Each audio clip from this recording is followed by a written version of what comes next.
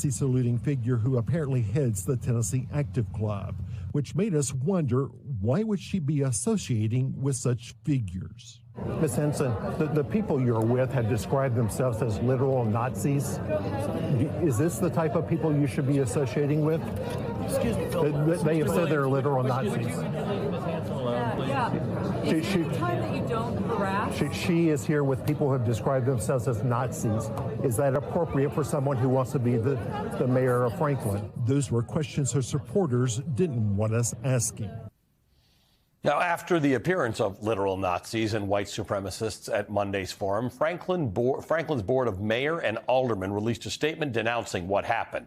They also stated that the board will not, quote, tolerate any form of hatred, intimidation, or violence directed at our residents, media representatives, or anyone else attending or participating in the democratic process, end quote. Every member of the board signed on to that statement, except, yeah, you guessed it. The statement ended with the names of the current Franklin board, including Hanson's opponent in the mayoral race, the incumbent Ken Moore.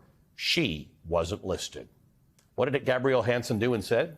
Well, she put out a statement on social media saying that she didn't hire the literal Nazis and white supremacists. Hire them?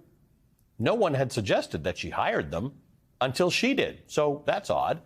She also said, quote, furthermore, I want to state categorically that I am not, nor have I ever been associated with any white supremacy or Nazi-affiliated group, end quote. And to demonstrate that she's categorically not associated with any white supremacy or Nazi-affiliated group, a few hours later, she shared social media posts from the Nazi-affiliated white supremacy group, the Tennessee Active Club, which is at the center of this controversy.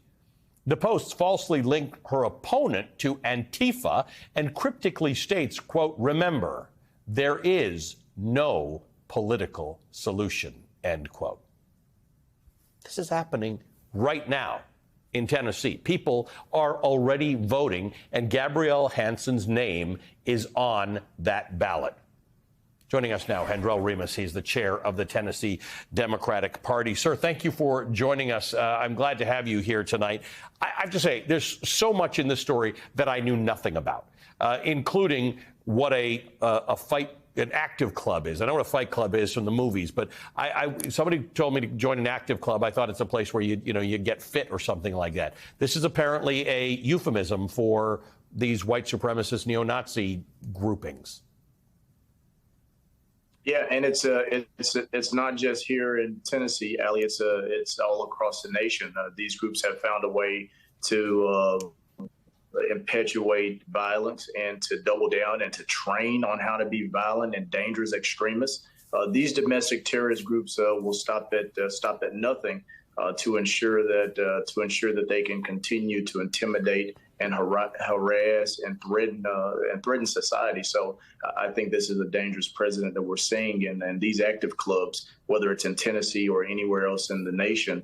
I think people have got to start paying more attention to them, and we've got to start doing what Phil Williams has done, highlighting when they are a danger to our communities.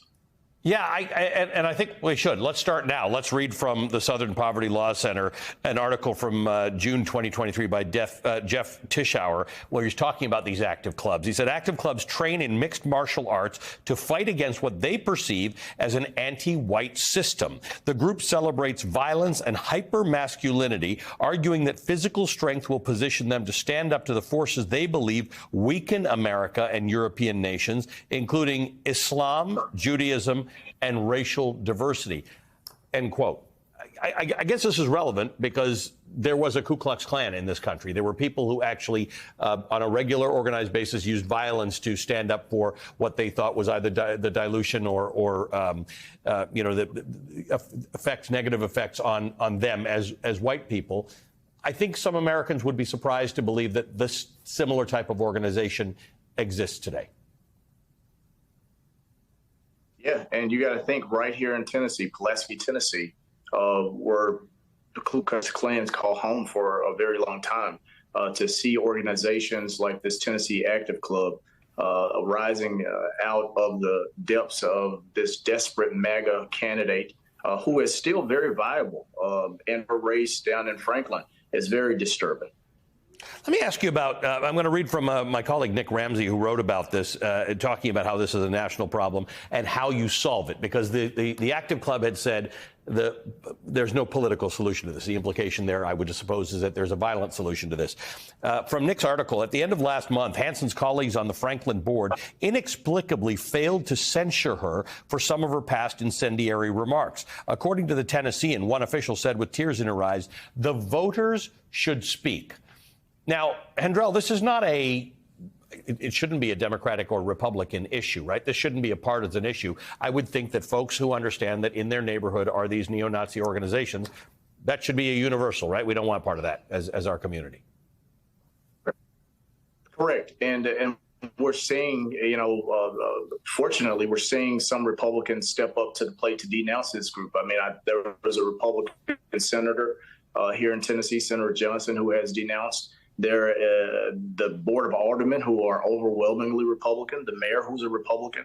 These are folks who have stepped up and said that, our community, there's no place in our community for this type of hatred and division. Everyone except for Ms. Hanson has denounced this group. So we have to ask, is she okay with this type of violent extremists, these type of domestic terrorists being a figure within our communities? Because if you heard Phil's his clip, those people said they were there to protect her. Yep. And that just goes back to what they're saying. There's no political solution. They're there to invoke violence if necessary. Feels a lot like what a lot of us saw. Yeah, feels like what we saw on January 6th, right? These folks who have these kinds of views deciding that it's their job to go out and protect politicians who will support them. Hendrell, good to see you again. Thank you for making us a little smarter about this. Hendrell Ramus is the chair of the Tennessee Democratic Party.